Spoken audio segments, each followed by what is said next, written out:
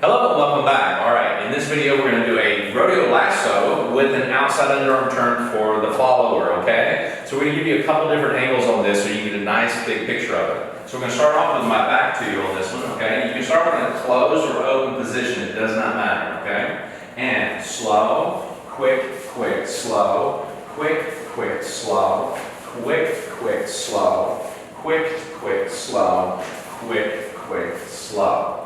Nice, so we went right back to that same position. You'll notice as I did my footwork in the middle of that, I didn't do a change of weight. So this time I'm going to change weight for you, okay?